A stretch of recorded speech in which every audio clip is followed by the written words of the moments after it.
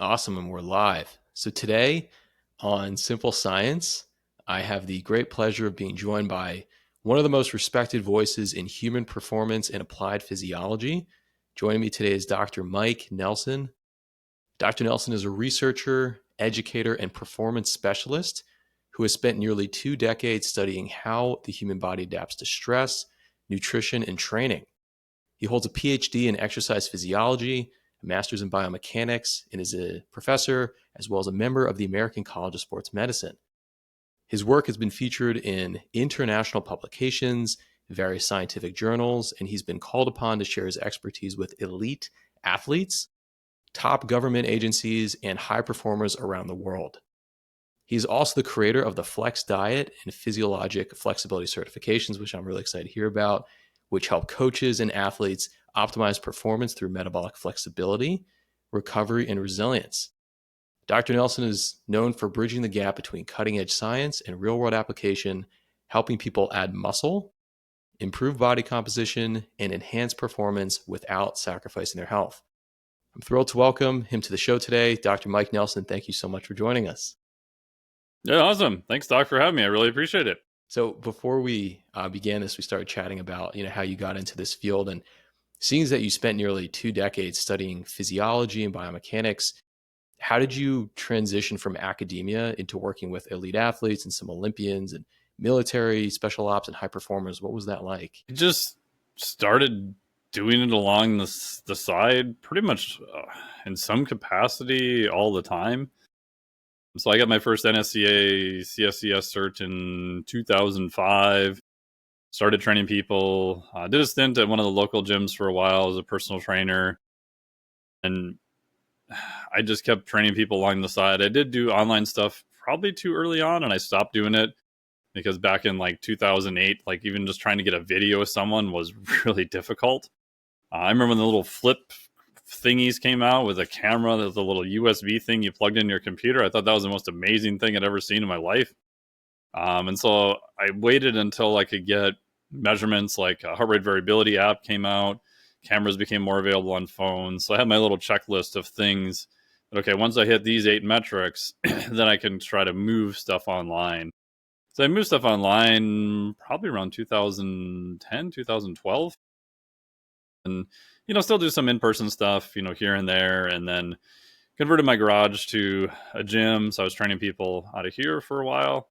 My whole backup business plan was just, I don't know, if this fails horribly, I got a pretty cool gym in my garage. Just started adding more equipment to that. And, now I've got a rower, bike, bunch of grip stuff, racks, freaking metabolic card, Moxie, Knox, like, whatever measurements you want to do, except for DEXA, we can probably get them done. So, yeah, so I just kept doing it along the whole time because to me, it was, you can learn a lot from academic stuff, obviously, and research is super, super important.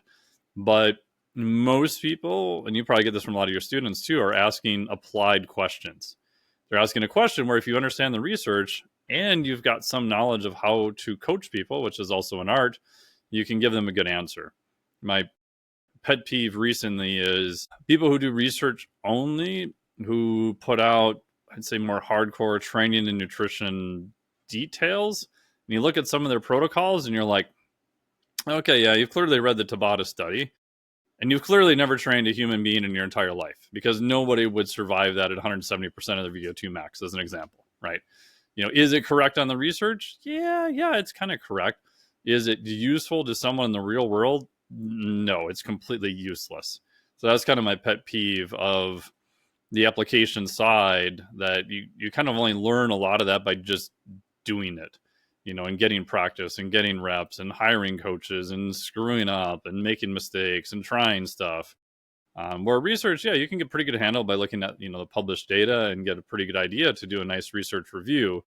But when you have to work with actual humans, it gets a lot more messy. So I never wanted to be one of those people that was just like, oh, this is what the research says and this is what you have to do based on no actual reps. And even all the way back to when I was doing my master's in mechanical engineering, there was a guy who taught a lot in basically the dynamic system stuff, so vibrations and things like that. And so he did a ton of consulting work for the auto industry at the time. But he only had a master's degree, so he was kind of like the black sheep of the family, the only non PhD, literally in the entire department. But yet he made more in consulting and had more practical knowledge than almost like anybody else because he worked in industry. He got hired to solve difficult problems that if he couldn't solve them, then he's not going to get another consulting gig. And so I always thought that was, to me, more interesting because it's like, oh, here's an actual application. And yeah, he may not be as high on the academic totem pole, but in terms of real world application, like he has a lot more experience than a lot of the other people did.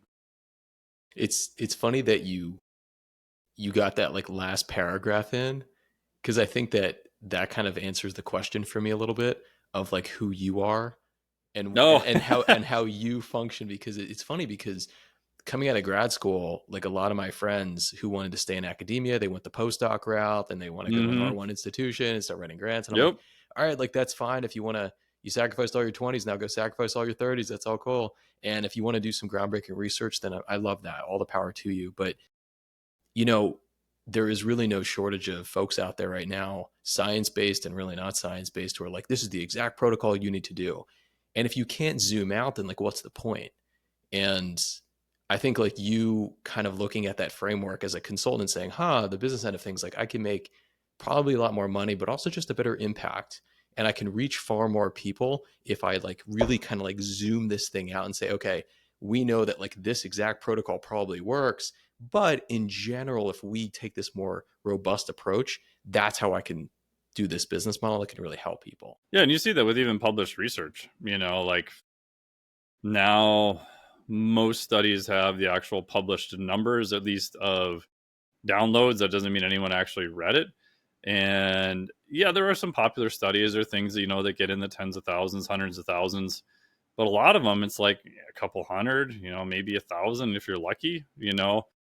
I dread to think like all the studies I published, like how many people have actually read the study, like front to back. Probably not many. I guarantee I can send one newsletter now and have way more people read that than anyone who's ever read any of my research total. And again, it's a different audiences, you're doing different things. But I think, especially doing a PhD, I was under the assumption of, oh wow, this is the thing I want to do, which was true.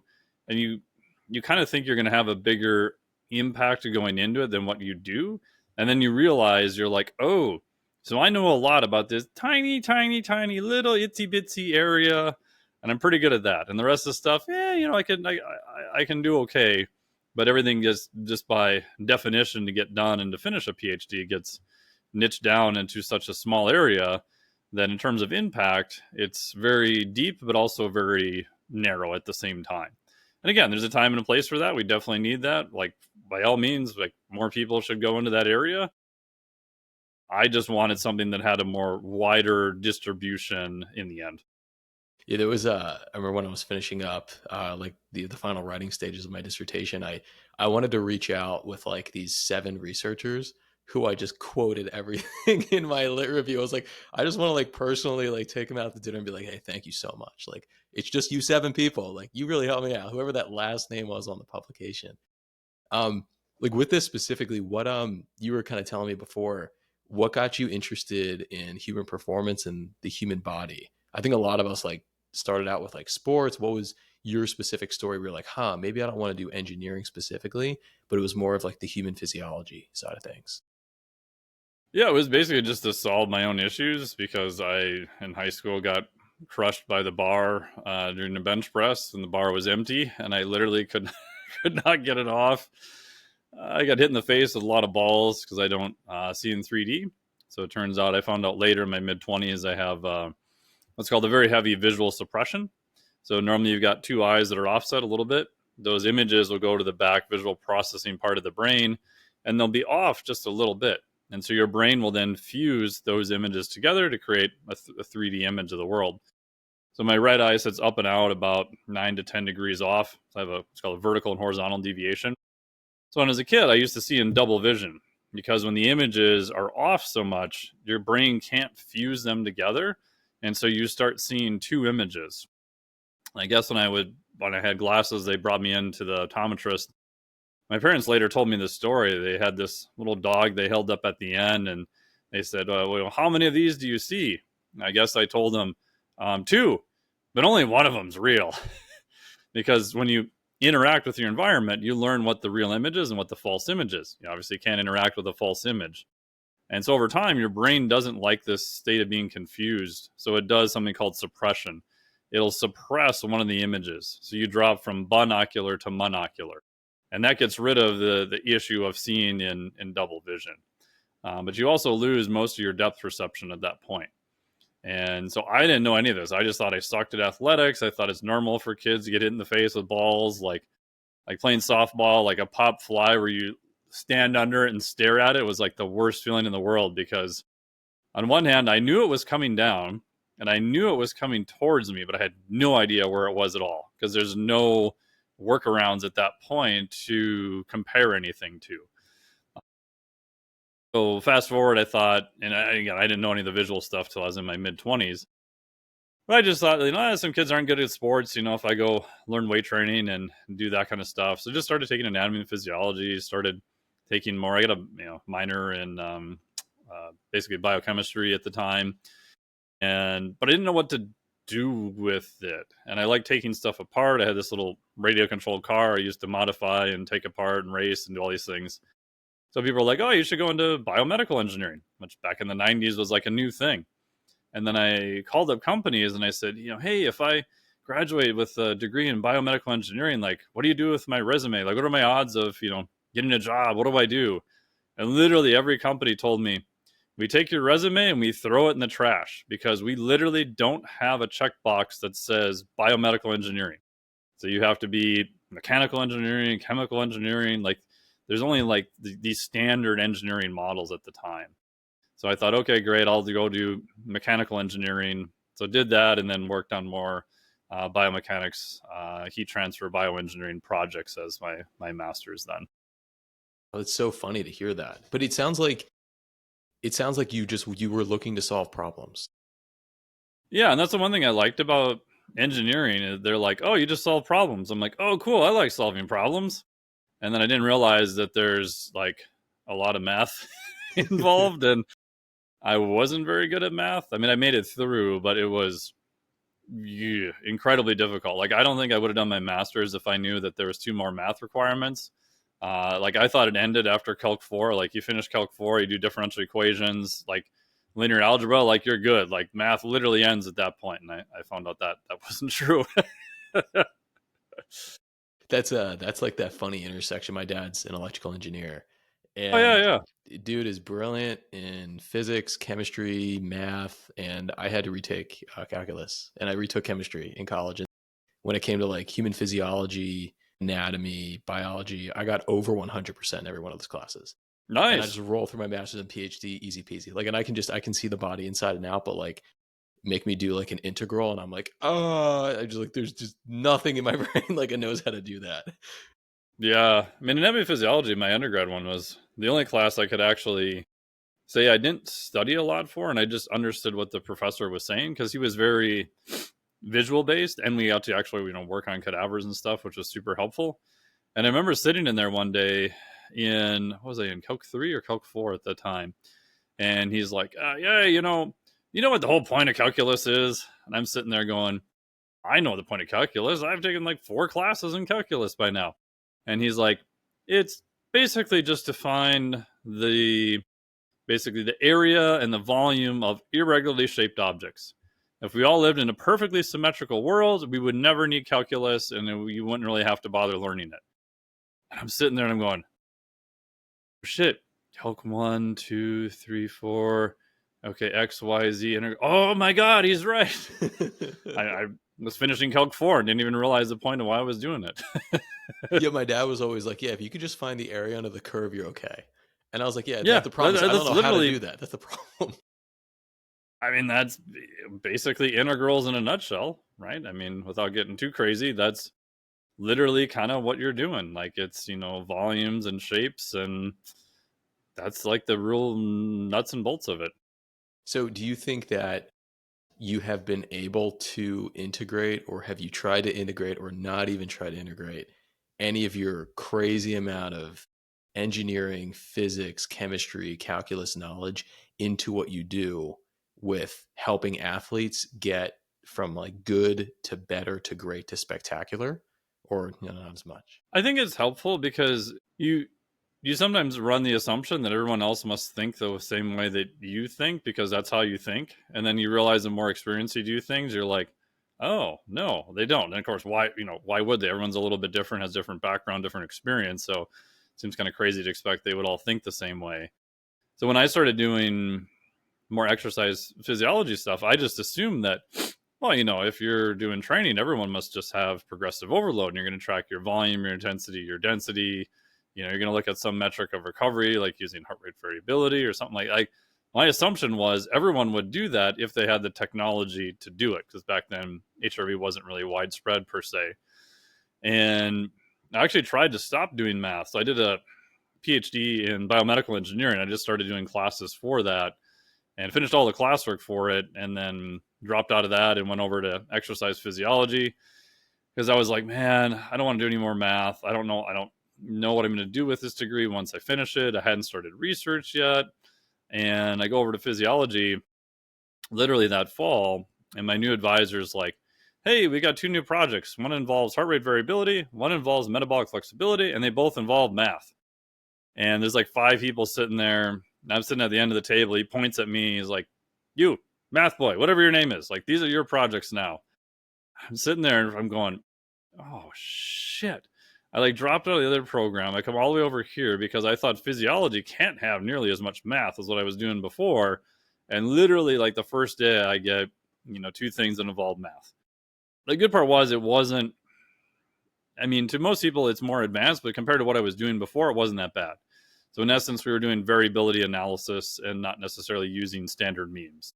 So my PhD technically was fine scale variability analysis across physiologic systems. So looking at the RER from metabolic heart, right? So for listeners, you breathe into this hose, this fancy machine tells you, okay, this percentage of fat, this percentage of carbohydrates, and this RER number, this ratio. And if you've done enough of those studies, you get kind of bored, because like you're just watching the machine, and you would see even at steady state, the RER would just kind of move around, and it would move around more on some people than other people. And at first you're told, oh, that's just an error in the machine. And then you look into it and you're like, huh, it doesn't seem to be an error in the machine. Maybe that is the physiology. But you open any textbook and it says, nope, this number is steady state. It doesn't move, unless you're increasing intensity or you do some other stimulus to it. And so we started thinking, well, maybe if that is the system, maybe that is the inherent variability in the system that we're actually seeing on the machine. So we took some of the math that's involved in heart rate variability and said, okay, let's use some math to actually quantify this so we can compare, lean versus obese people under steady state exercise and see if there's a difference in this number. And under variability analysis, it turns out there actually is. The average wasn't any different. So it was using that to try to look at variability differences across physiology. And so I think that was helpful from a research standpoint, but it's also helpful when you're using actual client data. So one of the things I've done for years, which I probably should publish it or get someone to look at this in more in depth, is just variability on body weight. If you've ever watched or looked at a trend of someone who's lost weight, it's never a straight linear line. It's always going down, but it's up, down, up, down, up, down, up, down. And you see when people get stuck, that variability appears to reduce to almost nothing. Like their body weight is literally almost dead the same. And so the hypothesis is once you start losing that variability, you're probably getting closer to a plateau. So you can do things by just applying variability and seeing, and I've done this with clients for years, okay, I'm probably going to increase your calories now, even though you're still losing weight, but it's tapered off. And they're like, what are you doing? You're an idiot. This makes no sense. And I'm like, because we want to keep that variability, and then we'll drop your calories again on the backside of that.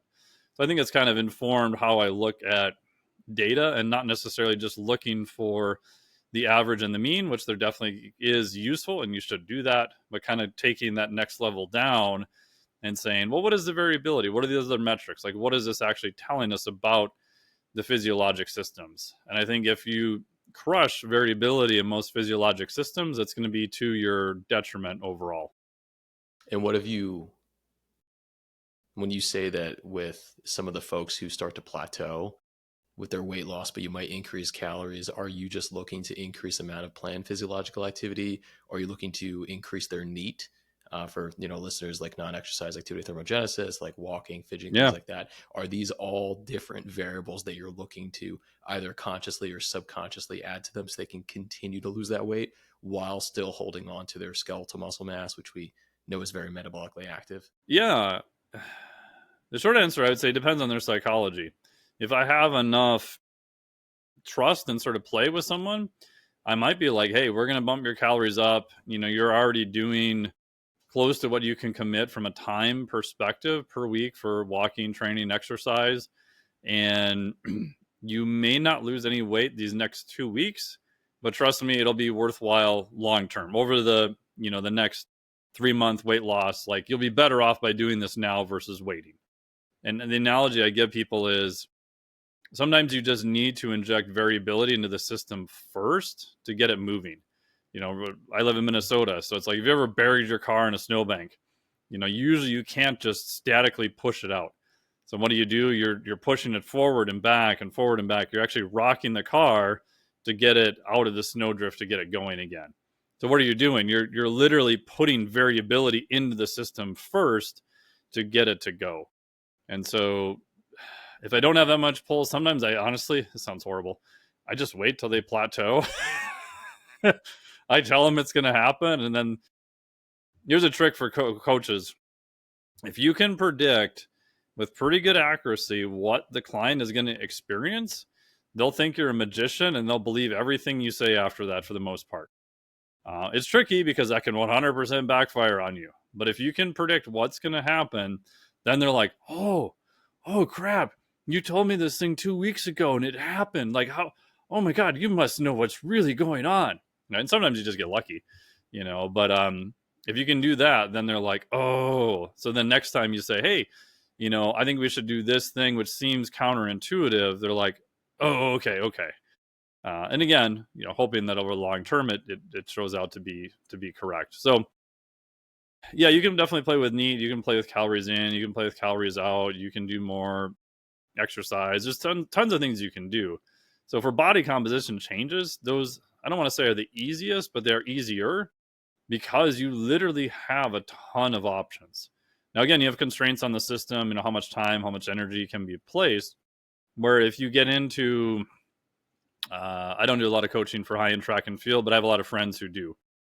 Your options there are much more limited. Like, your job is to be the fastest human at the 100, or they just had some of the 400-meter races the other day. You're much more limited and you're measured all the time. So you have a really good idea of where you're at versus, hey, you're a college person. Let's make you a better American football player. You got a little more options. You're playing with a fuzzy sport. It's kind of harder to tell. Did you really make them better or not? With body composition, there's tons of things you can do. And at the end of the day, yes, physics still wins, but there's a lot of ways you can play with calories in and calories out. Is there a specific type of avatar person who you work with where you try to manipulate these little variables here and there? Are these the people who are literally just maybe trying to get healthy and lose weight and they're very driven to do that, as opposed to the high performance folks who are really just trying to like push that bar if they're professional or semi-professional? Yeah, there's definitely differences. My little requisite for working with someone is they have to have some performance goal. Now, again, I have a physique competitor who's a female who's 60, who has her professional show debut next Saturday as if it's a recording. I've got a guy who's doing strongman competition, hopefully to qualify for nationals. I've had a lot of power lifters in the past. I don't have anyone right now. Body composition, OCR, high rocks, CrossFit. So kind of across the board, but even people who are just trainers looking to, look better naked. Like, to me, those are performance goals. Like, what's your output in the gym? And can we get as good of an output or close to it? And then can we kind of sneak calories out of the system? So to me, that's even kind of more of a performance goal. Then so in sort of researchy terms, the effect size matters within those. If I did something to an elite athlete and we decrease their time by, say, 1%, that's freaking amazing. That's crazy. To a person who hasn't really done formal exercise, they got 1% better. They're like, probably didn't even notice, right? And so the hard part, I think, then is a lot of the stuff that gets put out online is kind of majoring in the minors. Um, and even at the high level stuff, like for nutrition, like when I started doing more nutrition for higher level athletes, my assumption was, oh man, I don't know. Like these people are pretty dialed. Like I don't really know what I'm gonna do with them. And then you actually see what they're doing, and you're like, what? You run that fast and you do these types of things, you get paid this amount of millions of dollars, and this is what you're eating? Holy crap, this is insane. Like, how do you do that? And that's not all the time, but it's more often than what you would realize, you know? And so to those people, like, there's always some low hanging fruit that will be useful. And then also, higher level athletes are more sensitive to changes. So they can usually tell you sooner if something's going in the right direction or not, just because they have more experience. So again, it's just different levels. And again, if you're at a high elite level, small little things make a big difference. If you're not, those small things may help a little bit, but it's like, bro, like let's just try to get you to 100 grams of protein first, and not really worry about this or that supplement, like taking 3 times a day and maximizing your HMB intake or whatever the hell you're doing.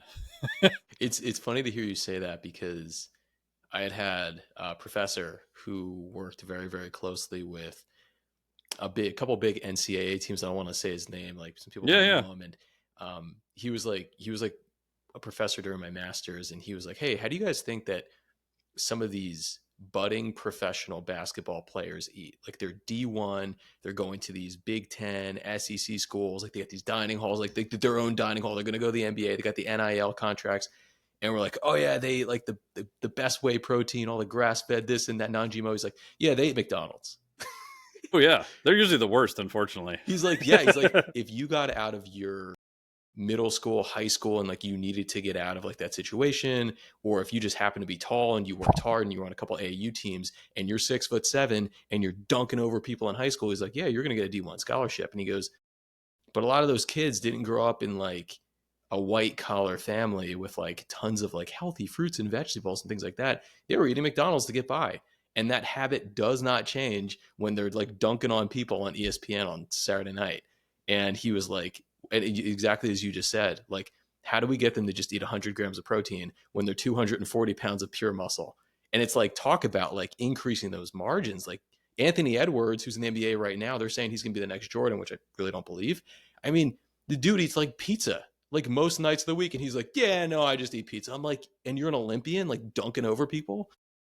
Like, oh my gosh, how much better would he be? And that's actually one of the hardest part with working with that avatar as an athlete. And I've actually been fired from athletes of, we'll say, not really that high of a caliber, but that mindset. And that literally, this guy flat out told me, he's like, and part of it was his coach hired me, so he didn't really have a whole lot of buy-in and skin in the game, which is a whole nother issue.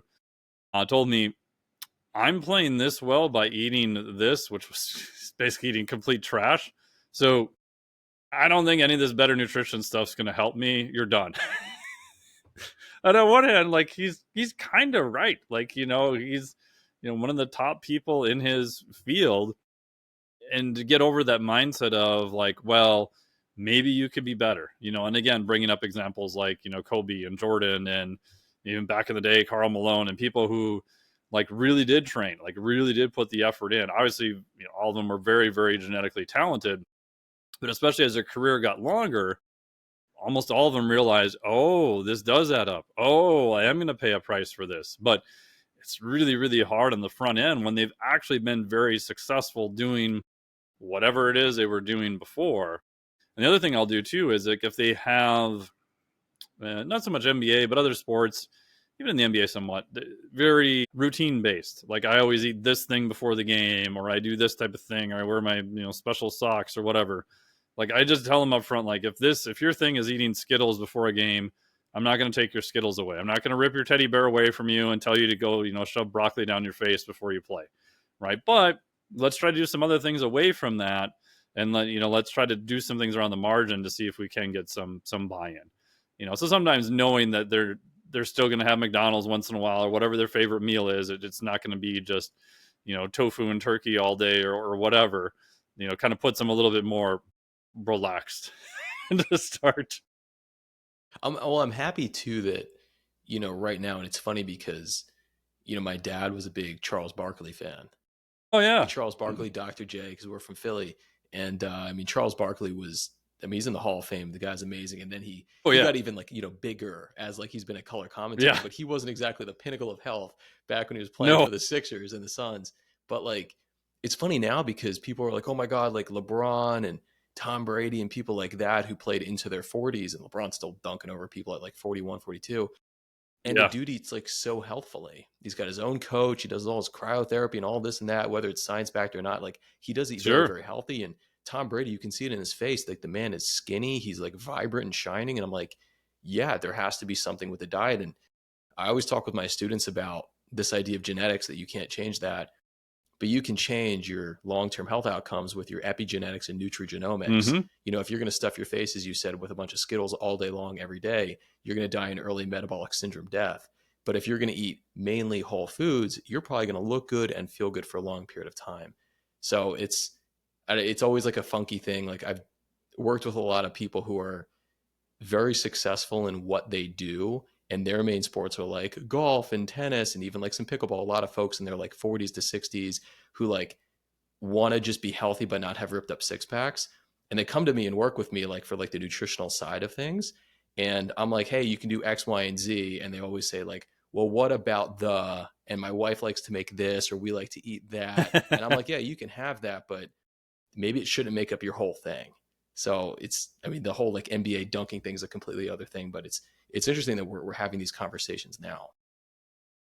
Yeah, and it also does go to show that if you're a high level athlete, how protective exercise is, because people forget that there are some exceptions in the NBA and within some sports, but most sports in general, you're doing a fair amount of exercise. I mean, hell, even if you don't do extra exercise, the amount of games you play in the NBA, if you're one of the starters, like you're doing a lot of friggin' running. Just that in and of it, even of itself. Like CrossFit. Like I worked with a top CrossFit guy years ago. I put a picture up on Instagram at night of him eating 2 donuts, and I didn't think anything of it. My thing was, hey, this guy's professional. He's training 3 times a day. We needed to get more calories in his system, and he said he loved donuts, so I let him have 2 donuts. And the internet like lost its mind, and I'm like, but he was already eating well over 3,000 calories of very paleo, food. Didn't have any micronutrition issues. Had no other issues. But if you're eating that much whole food and you need to get to over 4,000 calories day in and day out, he actually had to go above that. It's almost impossible on that side to eat real food. So the guy eats 2 donuts at night and he can hit, 4,500 calories easily. Great. All his performance metrics went up, but the average person sees that and goes, oh, I eat donuts. It's like, yeah, but you're not doing that level of output like 3 times a day, nor are you eating that many vegetables and protein and everything else either. They kind of want it to be like, this is good, this is bad.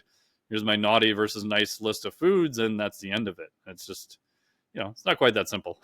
No, it's funny that you bring that up, and it's like I was in the ultra marathoning world for like several years. Oh Like yeah.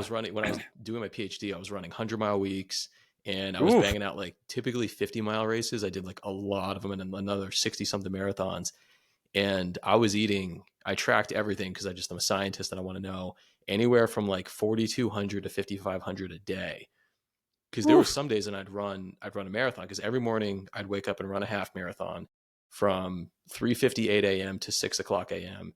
Shower, Eef. eat, get in the lab by 7, and then I'd like work from like 7 to 1 with like lab visits and TAing. From like 1 to 3, I'd run again, or I would hit the gym, and then I'd work for the rest of the night. Then I'd take like a cool down walk at night, and it was funny because every single night I would have ice cream, because I make ice cream. It's like a huge passion of mine, and the whole day was nothing but like eggs, egg whites, Greek yogurt, protein shakes, tons of fruit, some veggies. But then at night, I would just backload the carbs with like some like oatmeal, maybe some whole wheat bread. But like a lot of it was ice cream. I was only like 150 pounds, and I was like, I just needed the calories.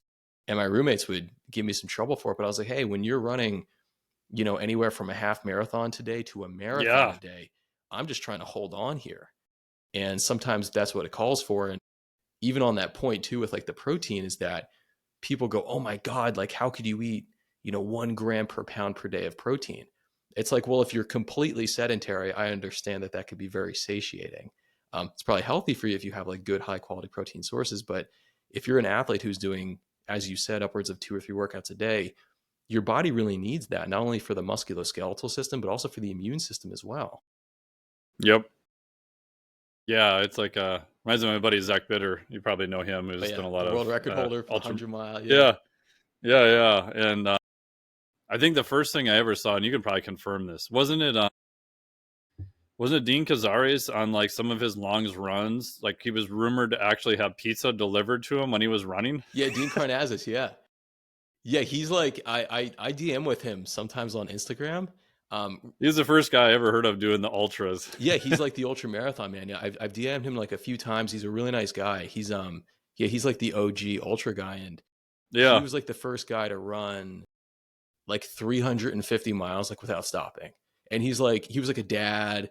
He like had a job for many years, and he's just like, yeah, I just like to do it. And he would say how like he'd be running through the night and would get hungry, and he would call a pizza shop and he'd be yeah, like, how long is it going to take you to make the pizza? They're like, 30, 40 minutes. He goes, all right, you're going to meet me at this intersection because at like a 10-minute per yep, mile pace, I'll be X miles down the road. You're going to meet me there. And he said he would curl it up into a burrito and just eat it. And I was like, hey, man, if you're literally running throughout the night and you might be covering, in 12 hours, maybe he's covering 50, 60 miles, you're going to need 10,000 calories or some crazy amount. And that's what I was burning with my ultras. I would eat 10 to 12,000 calories a day during my 50 milers and 100Ks. And I couldn't get enough food in.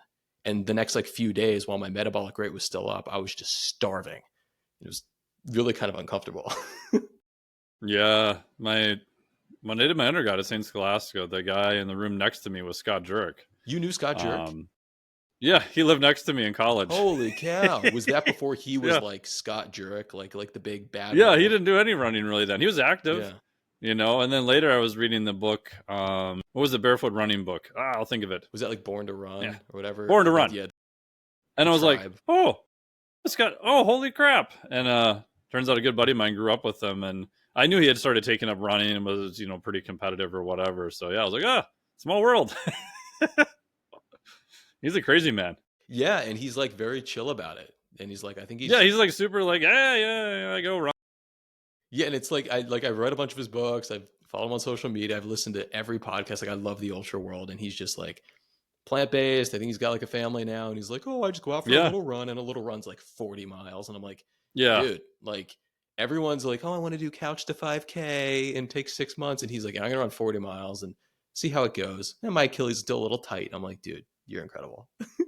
yeah. It's crazy. And he probably followed on the endurance side too of how many carbohydrates they're trying to pound down now, like the Tour de France, especially cyclists and stuff like that, because they've realized that, Jack and Jorb did this review of like the gut is actually probably trainable to different amounts of carbohydrates, and I think it was Kipchoge when he was trying to break the breaking 200, or I'm sorry, breaking two, was he at 120, 130 grams of carbs per hour, and I've heard of people supposedly in the tri world now, or even ultra marathons, like trying to get well above that. Some other people theorize that might be the next sort of limiter on performance, is just literally how you can just convert calories into energy. Like as basic as that sounds. And I'm excited to talk with you about this because when I Yeah. first started like looking you up and going on your website and everything, like you're a big, nutrition, metabolic flexibility guy. And Mm-hmm. that was like my big thing was I started exercise science, strength and conditioning. Then I went heavily into nutrition throughout grad school. And that's what I mainly teach and I talk about now on my channel. And it's Oh, funny cool. because like you brought up, respiratory exchange ratio and how like you can burn off fats, you can burn off carbohydrates. It depends like where you are, if you're anaerobic, aerobic. And it's funny because a lot of people aren't tuned into that, like that idea of like, glucose and fructose going into the muscle cells, like in different pathways. Like fructose has to go through the liver before Yep. going to skeletal muscles. Glucose goes Yeah. right Different in. transporters too. Yeah, and it's like if you do both, you can get more carbohydrates into your system for usable energy. Whereas if you only do glucose, you're just going to throw it on up because you can't digest it that quickly. A lot of people now do like this weird flex online. It's probably fake that they're like, oh, like, I'm completely fat adapted. I'm a metabolically flexible runner. And they're eating like peanut butter and bacon while they're running. And I'm like, Yeah. You have to keep your heart rate at a zone 1, because if you go over zone 2, like, you're burning off carbs. So like, how do you feel about all this? I'm interested to know. It's kind of wacky because like when I started looking at metabolic flexibility was I found like some it sound like some old guy keep off my lawn type thing now, but it was I think I started in 2008, I think. And like I said, the researchers came to me and said, here you're looking at HRV and metabolic flexibility. I was like, I hadn't even heard of metabolic flexibility, that term. Like literally never heard of the term. I'm talking to the co-advisor who's helping me with the project. My first question to him was, so like that's how physiology operates. And then I started thinking, I'm like, oh, I bet it can be changed. I'm like, so can we change the amount of carbohydrates we're using and change the amount of fats we're using? He's like, yeah. And I'm like, oh, because if it doesn't change, it's not all that useful. So for listeners, metabolic flexibility has three components. The sort of right end is how well you use carbohydrates. Sort of the left end of the spectrum is how well do you use fat. The third component is how well do you switch back and forth between the two. And so again, like I said, we started looking at different ways. We were trying to get to a non-invasive way to measure metabolic flexibility without using any bloods. We did publish a study on that. You can look up variability of RER. Unfortunately, it hasn't been replicated. We did a gauge R, or actually gauge R and R. We did show that it is reproducible. So if you bring back people in the same condition on different day, different times in the lab, you will see that the measurement is basically consistent, which is good. Because if it wasn't consistent, then it doesn't matter. Your baseline measurement is crap, so it doesn't matter how you try to change it. I was hoping someone would verify that it is a good marker for metabolic flexibility, but that hasn't been done yet. There still is no gold standard for measuring metabolic flexibility. But to me, if you have a metabolic cart, so you can measure these things via, it's called indirect calorimetry, I just look to see, okay, how far can we push someone and how high can we get their carbohydrate use? And then also, how high can we get their fat use as they're doing this? So most of the time when you do this, you're going to do just like a progressive, some type of test. You're going to start at a lower intensity, or you're just going to keep walking up the intensity. There's different ways of doing it. But that way, along the way, you'll sort of see where their kind of maximal fat use is, and you'll also then see where their maximal carbohydrate use is. And what's crazy is you can see a lot of variability, right? So the first people to coin crossover term was Brooks and Mercier in 1994. It's a bunch of earlier work, well before that. And I've seen athletes who were competitive marathon and half marathon people that literally had no crossover, period. Meaning they are running almost entirely on carbohydrates. They actually were quite competitive. I've seen people who were very high on the fat end of the spectrum. They were not really competitive. And so I think my bias, if you want the perfect hybrid, would be I do want to see your maximal fat oxidation. So the highest part of which you can use fatty acids, but you can use fat. I actually do want to see that higher. I think some people just kind of throw that under the bus and they're like, we just need carbs to run fast, which is true.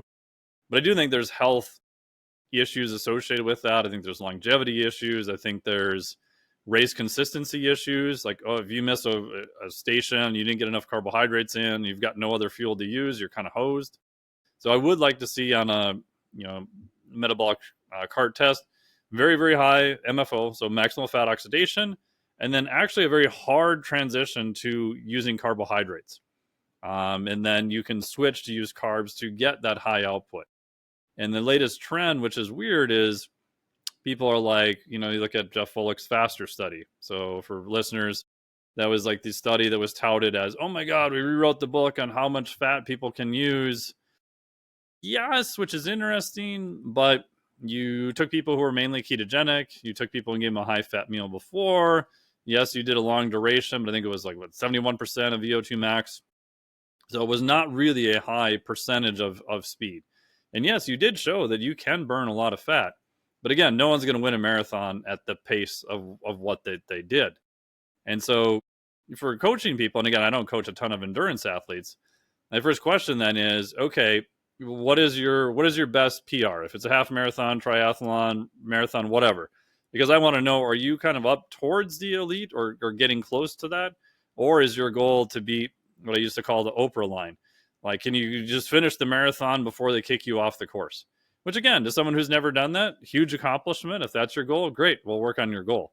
But there is a massive difference between someone who's doing a 4 hour marathon and even a 3 hour marathon, right? To me, those are different universes, especially you start getting below, sub 3 and so on. So the faster you're running, the more you have to kind of be reliant on carbohydrates for that output. And the biggest mistake I see people make is, even in people who say, I want to do a sub 3 hour marathon, and they read one too many fat adaptation studies, and they're like mainlining MCT, they're trying to do a keto approach, and their times just suck. And their ability to recover just sucks. And I'm like, okay, we just need more carbohydrates. We need to train that system, because if you do a ketogenic type approach, you do get better at fat adaptation, but it comes at a cost of actually losing high end carbohydrate use.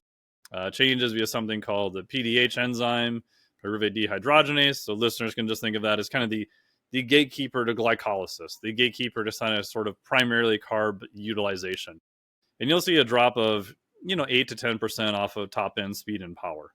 And you can kind of get away with that. A marathon's not really necessarily an all out speed and power event, but there is some component of that. Like, the people who win are the people who still ran the fastest for that distance. That's how it works. So we have to kind of introduce more carbohydrates and kind of watch their pace. On the flip side, you still have some people, I think, who are in that gray zone where they're not competitive, they're not a professional marathon runner.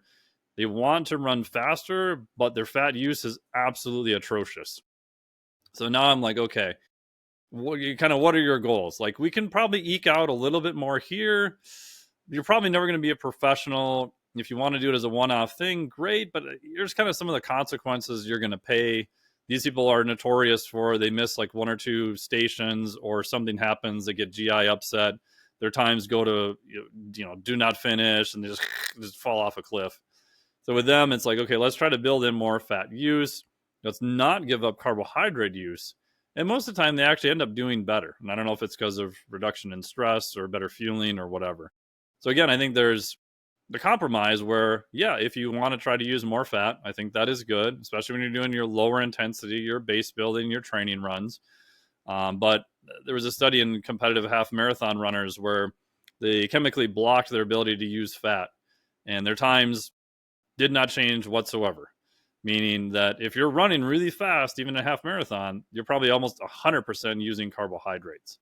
And that's good if you're running that fast. But again, if you're just trying to finish, I would say let's get your fat oxidation use up. Let's try to make it consistent. Let's try to get more training volume. Let's do everything we can to keep this consistent, because you don't necessarily need a ton of carbohydrates because you're not running that fast. So anyway, that's my long-winded explanation of all that. No, I think I'd be curious if you agree, disagree, or you're like, oh my God, that's insane, or that makes no sense whatsoever. no, I love like the way that you phrased all of that, because it's funny right now. Like, it's funny you said like how you don't train like a lot of runners, and just by default, because I've been in this community for like 15 years, like most of my clients are either really rich people who are like, I want like the best like advice, and like they're not trying to like do much, they're trying to be healthy, or they're Yeah. runners. Like, I have a lot Yep. of first time half marathoners, and then a lot of like sub 3 marathoners who I coach. And Nice. they're already, and we talked about this, like they're already doing the right thing, they're already fast. But for me, it's more of the strength conditioning, like the psychological, like the stretching, Yeah. like the, Don't get yeah, hurt. exactly, like let's pump the brakes, like let's taper, let's feel this thing out.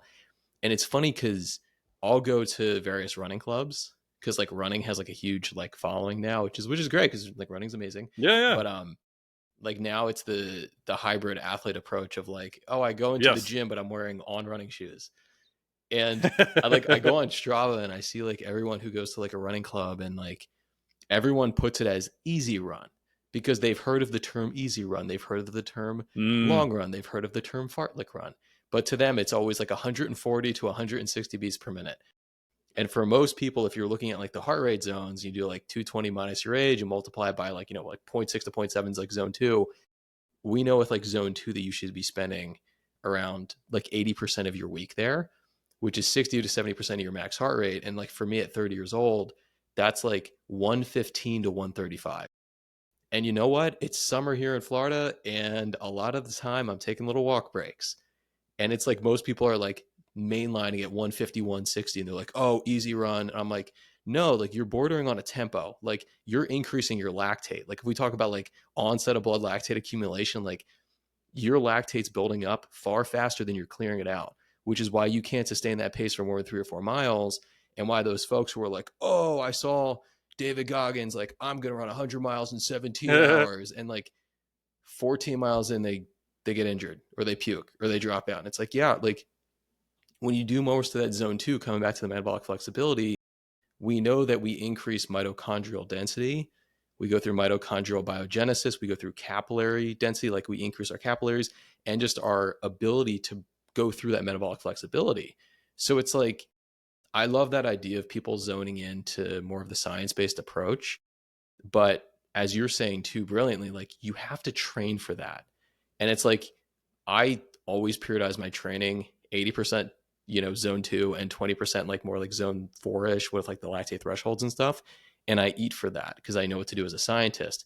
But for the folks who are just mainlining at like zone four, it's like you can't sustain that probably. And then you're going to need to eat for that because those are the same folks who are like, oh yeah, I just eat almonds before I run every day. And I'm like, oh my God. Like, do you have any idea like how this works? Like, yeah, almonds are good for you, but like that's not a carbohydrate source. And you're going to want to run at 150, 160 beats per minute. That's highly anaerobic. Like that is carbohydrate oxidation. Almonds aren't going to help you with that. Yeah, and to me, like, then this works with pretty much all athletes. I would argue is that output solves everything. That with those athletes who are 140 to 160 and they want to live there, I'm like, great, show me your output. Maybe you're a freak. Maybe you can hang out there for long periods of time. And I have seen a couple of those people. They're very rare. But if you can do it, great. Then we'll look at your HRV. We'll look at some cost measures. But almost every single one who sends me their output, it's like off a cliff they go. So like yes, your heart rate was very high, but at the end, you're just hammering your nuts into the ground. Like you're not running any faster. You're accumulating a massive amount of fatigue to learn to run a little bit slower than what you should. And I think that's why as you get more advanced, the polarized approach definitely works better. There's tons of data on that in runners, cyclists, etc. But I also think there might be a overemphasis on zone two for people that are intermediate. So for those people, I like a lot more of zone three. And if you're going to go hard, then like let's go hard. But running gets more complicated too, because the benefit of zone two is you get all the tissue tolerance, you get all the just ability to handle impact, weather, higher calories going through the system, all that type of stuff. So again, I do think there is some benefit, especially for runners, but I don't know. I often wonder how much of that is more on the mechanical side for just the ability to endure to get that type of specific practice also in. No, it's we don't really know yet. And I think that's like the Yeah, and brilliant part I of can't point to it. any literature or any of It's that. funny because like I've known so many people in the physiology field who are physiologists and they understand exercise science and they understand nutrition and like the metabolism piece. And they're like, yeah, I'm just gonna hammer. And I'm like, why? Like you could Yeah. always do better. And they're like, well, I don't really care about my time. I don't really care about performance. I just kind of just want to get in, out, and done. And any exercise is going to be better than no exercise. And I'm like, hey, if that's a thing for you, then that's awesome. Yeah. Like I run with some folks now. Like I'm very much into jogging. Like I'm like a zone two person because like I ran ultras for years and I want to have my running and my biking really support my lifting. And what I notice is like the more that I lift like throughout the week, if I'm doing like a 6 day split, like I accumulate like a lot of fatigue. Then like the zone two like gives me more energy. It's a little bit more active recovery. When I start Yeah. I would putting agree in with that. intervals, like I burn myself out and I'm just like, I can't get out of Yeah. bed. Yeah. But I'm like, hey, if you're like a casual runner and you have something in your life called balance, which I don't have, then like, yeah, just hammer Monday, Wednesday, Friday, and then kick your feet up on the couch, which I don't know how to do. That's fine for you. Yeah. And I mean, again, that all comes back down to what are your goals? What are you doing? I've seen some people do some crazy training programs. My first question is like, hey, do the Dr. Phil, like, how's that working for you? And if it's working for them, I'm like, wow, you're okay. You're kind of a weird freak, but great. Let's modify from that. But most people, when you start asking for actual output and quantify it via heart rate, it's not what they think. It's like and unfortunately, CrossFit, as much as I love CrossFit, is notorious for this too. I just go out and beat the crap out of myself at my local box, and it's great. I'm like, okay, like if you want that for some physical benefit and more on the psychology of it, great, awesome. But then you also can't complain that you're not making progress at the same time. So I'm probably going to have you dial some of that output down because you said progress was your number one goal. If it's just, stress relief and I want to get some movement in, great. I'm probably not going to worry about it as much. And I always look to, the extremes inform the means. So if you look at the extremes of what the high level athletes do, that gives you some idea of kind of where the direction is and where you should kind of move towards. I would say like a lot of endurance people, definitely more of a polarized approach, but people don't understand that if you look at high level cyclists in, say, the Tour de France, their zone two is freaking ridiculously high. Why? Because they're high end, their zone 4 or 5 or whatever system you're using, their outputs are bananas, right? And if you're at that caliber, then yeah, your whole baseline is going to be completely different. Most people are not at that level. Or you look at CrossFit, like, it's very public, like what some of the 1RM, 3RMs are and some of their max lifts and, compete at the games, etc. They're very, very high. They're not powerlifting, Olympic lifting high, but compared to most people, they are really high. And if your 1RM is half of that, yeah, like if you want to get to that level, then we need to rest more and let's work on some max strength. And then we can always add more aerobic stuff to it. And we can always add more Metcons to it. But you're probably not going to Metcon your way to that. Right. And that's the hard part. Like you're probably not going to go zone 4 and become like winning ultra marathons. Right. I mean, there's some basic things that it's probably not the best route to go. One of my favorite things in like strength and conditioning is like what approach you take when you're going to like coach an athlete or coach a team. And like the step one is what's the needs analysis. Like, and I love that because like people don't really think intuitively. It's like, oh, like I want to run a half marathon or full marathon. I want to jump on the high rock. Is it high rocks or high rocks? I always forget. High Right, high rocks. rocks. Yeah, Yeah. I've Yeah. never done it before, but I know it's like hot right now before something else will Yeah. take its place. And it's like posting up on Instagram, I did high rocks, no high rocks, high rocks. And I'm like, that's cool. But like, are you training and eating and sleeping and recovering for that right thing? And it's like, if you spend any time in like, I don't know, maybe you have like, I was a strength coach for a while for a D1 football team. And Nice. like, we had our position players and skill players who were like, maybe 180 pounds, maybe up to 220. And then we had our bigs and they were topping the scales at 340 like in college. And I was like, yeah, like these are different types of athletes. If you're on the offensive or defensive line, you need to run for 5 yards and just push, push, push, push, push, push, push. Highly anaerobic, you stop. But if you're a quarterback, you need to just focus on staying in the pocket and maybe scrambling. And if you're a cornerback or a wide receiver, you're sprinting for 40 yards, cutting, and then you stop. Those are different types of people. And that's what people don't realize. But I think it's interesting, like talking to someone else like who's dealt with different types of athletes for so many years and your approach to that because you want to maximize what they're doing. But then you've also said how you want buy-in from those people as well, so that you're not wasting their time, they're not wasting your time. And I think that's a brilliant approach. Yeah. And if you've ever seen, let's say, an American football player, an NFL player, 300 plus pound human move fast and change direction fast, it's mind blowing to see a human that big run that fast. In many cases, is just it's so insane. I was watching the Eagles Chiefs game last Sunday, Oh yeah, and there was a guy on the field who was 370 pounds, and I was like, "You weigh like 202 pounds more than me," and the dude was fast, and I was like, "How is that possible? Like you weigh over 200 more pounds than me, and you're just like crazy fast." And it's like, yeah, these guys work at it. They're freaks in nature. They got the genetic component, but it's just amazing to watch. Um, yeah. It's another level. One thing I wanted to touch upon with you because it seems like you're also like a huge like teacher as well in that you want to Hmm. impart your knowledge on so many other people. Can you tell us about your flex diet certification? Yeah. So when I started, I actually did not want to be one of those douchebags in the fitness world selling certifications, much to my detriment. And I started doing other products. Yeah, it didn't really go so well.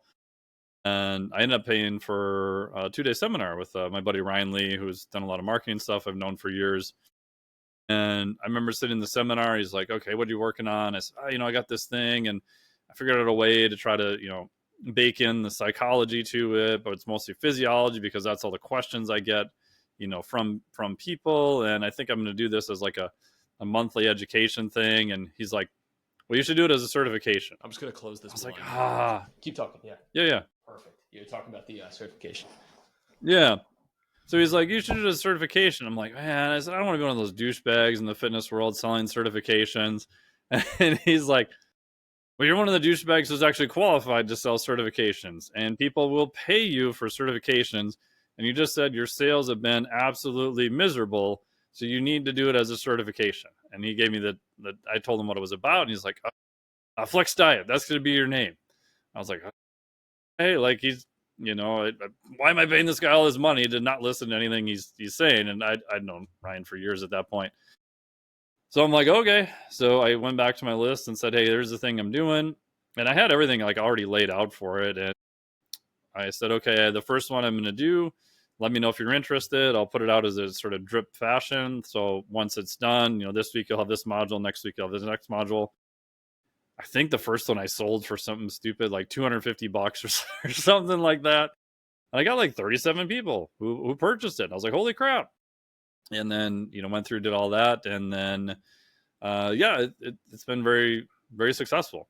And the thing that I did is because the questions I kept getting, and I had done some work with Precision Nutrition. I even was one of the peer reviewers on their latest book and known John for years. And a lot of the people who had done PN, which I like, they kept asking me all these questions about physiology. And I'm like, didn't you do the PN certification? Like, "Oh yeah, it was great." I was like, "Oh, cool. Well, do you have any clients like right now?" They're like, "No, I don't know enough about physiology." I'm like, "Really?" And so part of it was like, "Oh, okay. Maybe people feel like they need to learn more." But as you know, like, where do you start? How do you make it useful? Because if someone came to us and said, "Hey, you're going to give like a 4-hour lecture on protein to a new group of students or new group of athletes or trainers," that's pretty easy, because you got plenty of time. You're like, "Oh, I can start here. I can talk about this or that or whatever." But for myself, I said, "Okay, for each topic, I'm only going to give myself 1 hour to do the technical lecture. So everything you need to know about protein as a trainer, I've got 1 hour to tell you what that is. And it has to be accurate. It has to be based on the research." Because I wanted some constraints to make it useful. Otherwise, it's, a 400-hour certification that no one's going to want to do. And so then I said, "Okay, what are the top 8 interventions that would be more on the training or more on the nutrition side?" So things like, sleep, NEAT, micronutrition, obviously your macronutrients, protein, fats, carbohydrates. And then I did put exercise in there also because I think you have to do some form of exercise. And then within that, I took the psychology and kind of baked it in because, in all honesty, I'm like, if you really want to know psychology, like take the precision nutrition one. Like there's other better certifications that are more geared towards that. But the questions I kept getting were about physiology. So I said I created something called coaching leverage, which is the physiology of the thing times the psychology or the client's ability to change. So then I just rated them 1 through 10. Protein ended up being like, hey, good physiologic things for change. It's like a 9. You usually told most clients you could eat more of something and lose weight. They're like, "Really?" And so with a little education, like they were actually able to do it. So their ability to do it was like an 8 or 9. If you compare that, however, to sleep, yeah, high physiologic reason for sleep, maybe a little higher than protein, maybe a 9, maybe a 10.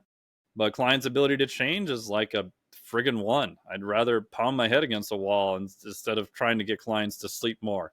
Because no matter how much you biohack your bedroom and optimize quality of sleep, which, yes, 100% you should do, if you're sleeping 4.5 hours a night, like unless you're a deck 2 mutant, which there's almost none of them in the world, there's a handful, like you're going to need more sleep, period. So yeah, coaching leverage there, like physiologic, 9 or 10. Client's ability to change on the psychology side is a 1. So your aggregate score is like a 9, right? So that ended up being dead last. So I said, okay, the ones that have the higher coaching leverage score, which is the physiology and the psychology, that's where you're going to start. because the biggest question I kept getting is, well, I don't know where to start. So like, how do I make this semi-customizable, but it's going out to a mass audience? And then within each one, you've got the big picture, which is, based on metabolic flexibility, flexible eating or dieting. And then you've got a 1 hour lecture on the technical component. And then I said for each one, there's 5 specific action items. So here's your 5 action items. You can only pick from these 5. And then we show you how to figure out which one is right for your client. So you know the big picture, so you're not dangerous. You understand context. You understand physiology. You know the technical things. So if a question comes up or you need to change something, you understand it. But I'm still giving you the play-by-play of literally start with this particular thing. Here's how you customize it for the person sitting in front of you. Yeah, it's such like a it's funny because I feel like we take so many things for granted that we use in everyday life that we have no idea Oh how yeah. much work went into it. Like, I don't know, you think about like Edison and like the light bulb. Like, we're like, oh, let me flick on the light real quick. And it's like, do you have any idea how hard that was? It's like, I don't. And it's like, I think like the noble aspect to that is that you're making something like nutrition, something like exercise, something like sleep and recovery, which is there's so much to talk about in research, accessible, especially for coaches and even just like the layperson who wants to learn. So like they know like which are like the big key components that are going to which are going to yield the highest return on investment. And I saw like on your website you were talking about like protein and everything. And what's your what do you feel about protein with respect to performance, body composition?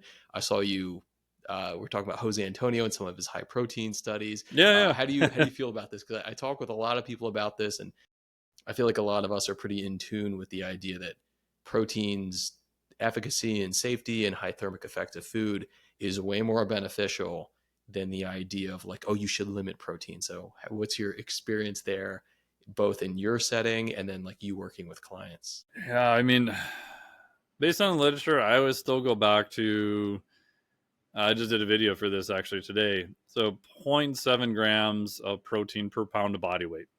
Like, yes, I get that we've translated into the US units because no one in the US freaking knows metric. And yes, the research is in metric for, I used to get hate mail about that all the time. Like, you didn't read it in the research, you quoted it in US units. I'm like, because I'm talking to people primarily in the US.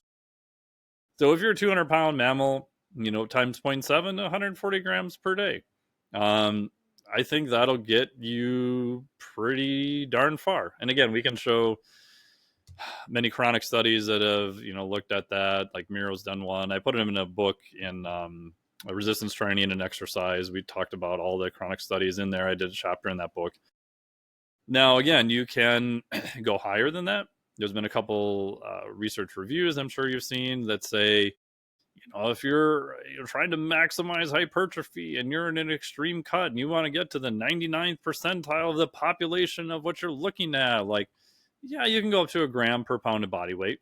Again, I think there's going to be a massive difference between those two? Probably not. But, if you really want to be safe and dot all your I's and cross all your T's and all that kind of stuff, then yeah, you can go up to that amount. Now in practice, have I gone higher than that? Yeah, quite a bit higher. I have a physique competitor right now who's at literally 2 grams per pound of body weight, approximately. Basically, her macros are really low because her show is next Saturday. Her carbohydrates are low. They've been low for a while. Her fat's 31 grams. Like, do I recommend most people hang out at any of those macros? Hell no. But if you're doing something extreme, you probably have to be a little bit the more extreme in your approach also. Um, I have used high amounts of protein potentially for body recomposition. So I've talked to my buddy Luke Lehman about this a fair amount, maybe Dr. Brandon Roberts. I do think the next trend is going to be high levels of protein for recomp, and then for performance hybrid athletes, moderate protein, high carbohydrates, very low fat. So if I were to predict, I think those are kind of the next two areas because it's very hard to convert protein to fat. Like, I've even talked to like Dr. Stu Phillips about this, and it doesn't mean that thermodynamics is broke. It just means that the amount of pathways and the things you got to do, it's just very energy expensive. And protein is a high satiety. It has a whole bunch of other benefits. Now, again, does that mean everybody needs to go out and if you're a 200-pound mammal eating 300 grams of protein per day? No, I don't think so. But on, some of the extreme cases, if somebody came to me and said, I want to recomposition naturally without drugs as fast as humanly possible, would I put them on a very high protein diet? Most likely, yes, because we have to get a caloric deficit somewhere. Again, if this person's not a professional, they've got limits on how much exercise they can do. They're probably not going to start running ultras or something like that. So there's limits on how much energy they could burn.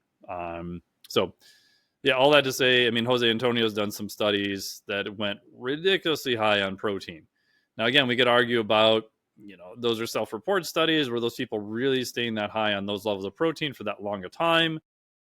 I don't think so, but that's not a knock against him. That's just a knock against if you've tried to eat 300 grams of protein a day, and let's say no supplements, it is ridiculously hard. And even if I allow you to use supplements, it's still very hard. Like, and if you talk to Jose, who I love, like he said, the biggest complaint was some of these bros who came in and be like, man, you're gonna help give me protein and I want to be in your study.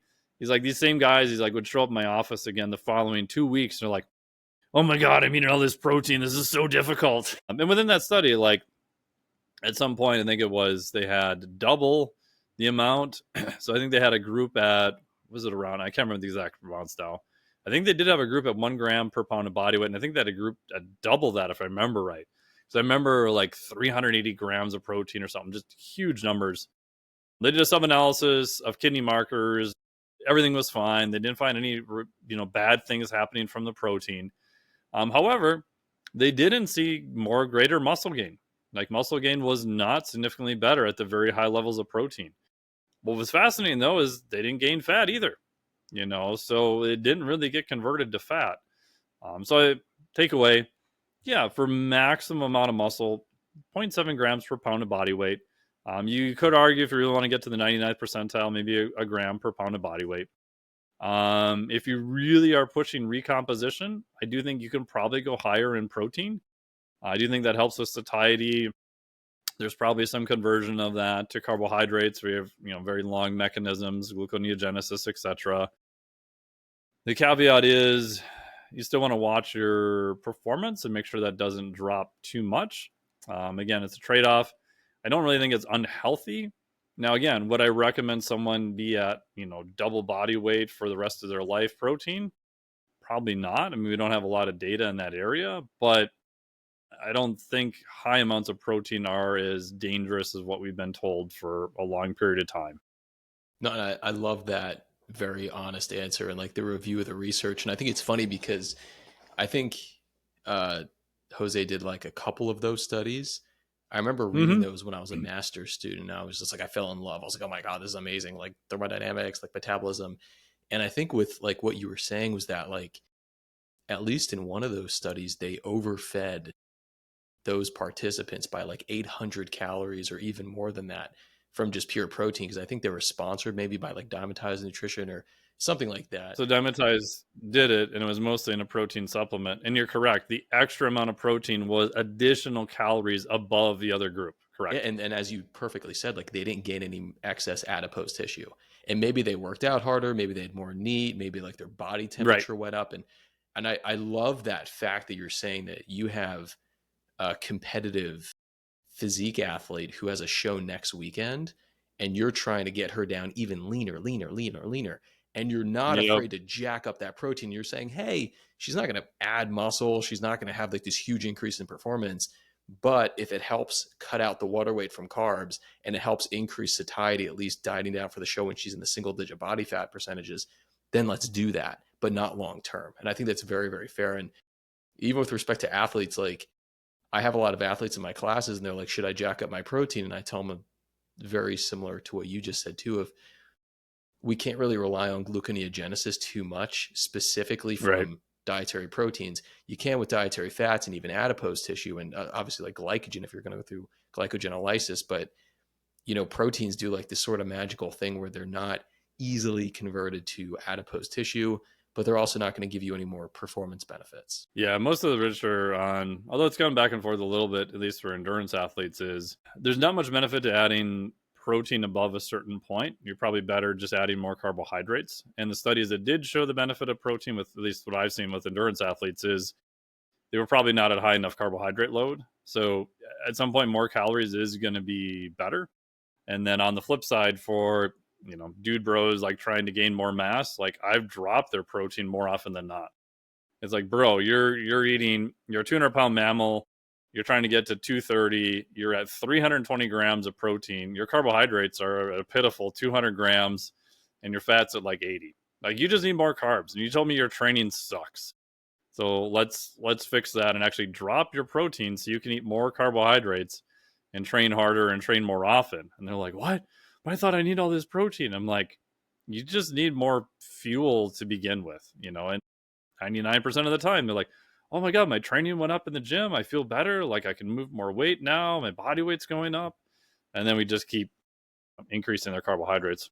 It's funny too, because I feel like a lot of people in those, and you could probably speak to this as well, is that a lot of those folks who are doing something a little bit more aesthetic based, they end up like getting a little bit of that water weight bloating from the carbohydrates. And they're like, oh no, I'm going to start, putting on excess body fat. I don't want to do that. Yeah, they freak And it's out. just like, okay, it's fine. Every gram of carbohydrate holds on to X amount of grams of water. So you're going to put on some water weight, but that also is going to increase your pump. As you said, it's going to help you fuel up for the session, go really, really hard during the session, and then like recover well. And when you get up there again with the carbs, it's like you're going to increase glycogen resynthesis, you're going to increase muscle protein synthesis, like you're going to be okay. So that's always interesting. I love to speak with like folks who specifically train bodybuilders and like, okay, it's time to go into a massing phase. Like, you can't, you know, lean bulk or, maintain your way from like 160 lean to 180 lean. Like, you're going to have to eat something. And that something is typically going to be like a complex carbohydrate, like a fruit, a vegetable, or a whole grain, and not necessarily like candy or added fats or something. Yeah. And I do think some people can recomposition to a high degree, but if you've been training for a while and you got most of your stuff relatively dialed in, I don't think you're gonna recomp your way, say, from 200 to 230, and it's all gonna be muscle. Like, it's just not. I mean, exclusion of drugs, but drugs aside, and even then, most of those people are gonna gain some fat, even with drugs. So a lot of it is just on the psychology side. Is like, hey, if we could get 2 pounds lean body mass for every pound of fat, that's pretty damn good. Like, at this point in my life, if I can even get a 1-to-1 ratio, I'm happy. Which kind of freaks people out. They're like, oh my God. I'm like, but if we took a year, we'll be better off like trying to build something for 9 months and add a fair amount of lean body mass, being an intelligent caloric surplus, not just mainlining pizza every night or put an olive oil on everything or whatever. And then take 3 months at the end to do, restricted. I guarantee you're going to look better than spending that whole year trying to recomp your way to it. Now, again, this is prevalent on that your whole goal is just to gain as much lean body mass at a lower body fat percentage or about the same body fat percentage. And then the longer you do stuff, the more it's just going to take time to do it. And you're probably going to have to. Oh, can you grab that real quick, honey? I just didn't know if I had a sign for a package there. Sorry about that. We can wrap up too soon. I'm having a good time with this. So I want to be No, you're respectful good. of your I was time. finished my point is that you're probably gonna have to do stuff that's a little bit more, I don't want to say extreme, but you're gonna have to get out of that. I did this all the time, so now I can keep doing that and make progress. So, for example, like one of my goals I had on my checklist for a while was, hey, can I do 5 clean reps with 100-pound dumbbells in each hand for, flat bench press? Wasn't my main goal, wasn't my main thing. Most of it's grip lifting, doing some kiteboarding stuff. But I was close, and I was like, I've been stuck at these, 90s and 95s for a while. So I said, okay, I'm going to take a 6-week period of time. I added a bunch of essential amino acids, got some better sleep. I added 120 grams of carbohydrates in a meal after my high volume training sessions. And then in 6 weeks, I was like, hey, I hit my goal, and it was relatively easy, which is great. I think if I would have stayed on the same path I was on, I probably would have hit it, but it was just taking a lot longer period of time. And now my body weight went up probably 3 pounds over that period of time. Was some of that fat? Yeah. Did I really care? Not really, because that wasn't the goal. Like the goal was to hit the goal, right? And so sometimes, like when you're training people, it's the old Dan John of, hey, the goal is to keep the goal, right? So if your goal is just to spend 9 months trying to gain as much lean body mass as possible, yes, we'll try to do that in a relatively leaner fashion, but it's not going to be all lean. Like you are going to gain some fat. That's just the reality of it. And your training should be better. You should be able to do more volume. You should be able to do more work. If we're doing that and body weight is still going up, then we're good. Once that starts plateauing, I was at a point in my life many years ago where I wanted to, I was doing powerlifting, just wanted to get stronger. Thought, okay, I need to push my body weight up higher. And there was definitely a point where I was just getting a lot fatter and my lifts were not going up. And so at that point, I'm like, okay, all I'm doing is just getting fatter. Like none of my lifts are going up. So I've crossed that point. I need to, back off a little bit now. So again, you have to kind of pick what is the goal is, and then you can change it. Like we said, there's always a cost to doing it. So I think one of the jobs of a coach is to point out, here is the cost of doing said thing up front. Are you okay with the cost? Because there's other athletes that are like, hey, I'm in a weight class sport. Like I can't really gain much body weight, but I need to get stronger. Okay, if you're not going to go to the next weight class, we're going to do things completely different to try to get you as strong as you can at that same body weight. So again, the different goals for different things. Yeah, I love that. The main thing is to keep the main thing the main thing. Yeah, I love I Dan Johns. love Like the that. goal is to keep the goal. And even too, like with what you're saying, if you're like, oh, I'm, 10% body fat, which a lot of people aren't. Let's just say like they're 15% body fat at 165. It's like that's cool. And they want to be 15% body fat at 180. Yeah. Like 15% of 180 is a higher number than 15% of Yep. 165. Like just do the math. Like it like adds up like that. So you'll put on some lean tissue or some fat tissue. Before we leave, what do you have next in the pipeline? What are some of the short term, long term goals you've got going on? So we got a couple of certs. So I did one on of what they call flexible meathead cardio training. So basically trying to get lifters to do actual old school cardio, which has been pretty fun because I realized that for a lot of lifters, their rate limiter is actually their cardiovascular system, and they hate doing cardio. So like, what is the most efficient way you can do that, both aerobic, anaerobic type training? We have the physiologic flexibility cert that'll open up again. So that's looking at once you get like about a B in training, nutrition, and exercise, like I should say nutrition, exercise, and sleep. What would be like the next things you should look at? So everything from temperature, pH changes, expanded fuels, and then O2 and CO2 regulation. So in practice, it looks like cold water immersion, heat, high intensity interval training, different types of breath work, ketones, lactate, things like that. So trying to put all that into a framework so people know what they need to do at that point, because now that whole recovery anti-fragility area is just kind of a mess. And then on a more personal side, we'll be back down in South Padre again, so trying to do some more kiteboarding there. So my goal this time is I'd like to break my PR for jump height. So that would be, right now it's 26 feet up. So I'd have to my goal is to hit around 30. Kiteboarding? To do that, I probably have to hit like 20, 25 feet up, like consistently. Cool. So imagine having what looks like an upside down parachute looking thing attached to you on a board that looks like a wakeboard. And you can use the wind then to ride across the water. If you do it right, you can basically send the kite super hard as you're carving, and it'll bring you up in the air. Yeah, like so. The upper left picture is there. This is wild. How high? You said you can do 26 feet? My PR is 26. Like I've gone over 20 not that many times. The PR is kind of a fluke. Yeah. So I think the goal, if I can hit over 20 feet consistently, like on a good time, I should hit 25, hit 30. Longest distance I've gone, I have a little device that measures all this because I'm a geek. I love that. I Is wouldn't expect anything less. almost 6 seconds for almost 200 feet in terms of like distance and stuff. So Yeah, that's yeah, straight up. What do they call that?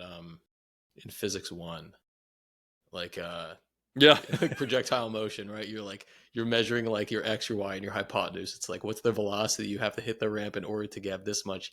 That's incredible. Yeah, and it's a weird feeling because obviously the faster you go into it, the faster you move things. There's like about 4 things you have to do all at the right time. And like I'll hit the peak of the jump height usually on like let's say the jump's 4 seconds. Like usually the peak height you'll hit within like a second or less.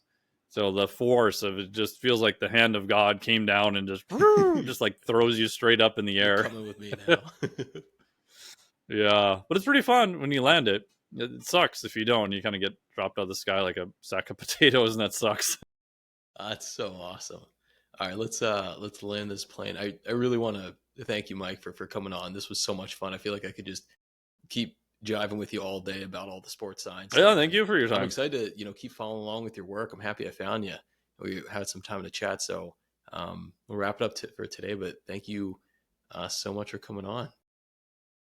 Yeah, thank you. And if people want more info from me, you can check out the podcast. So we've got the Flex Diet podcast, and then most information I have goes out through the daily newsletter. So if you just go to MikeTNelson.com, there'll be a little button there to hit newsletter, and you can hop onto that for free. I send you a whole bunch of stuff. Probably, I don't know, probably 80-90% of my content goes out to the newsletter. Awesome. I'll make sure to link all of your bio stuff down in the Oh, thank description, so you. we're all good to go.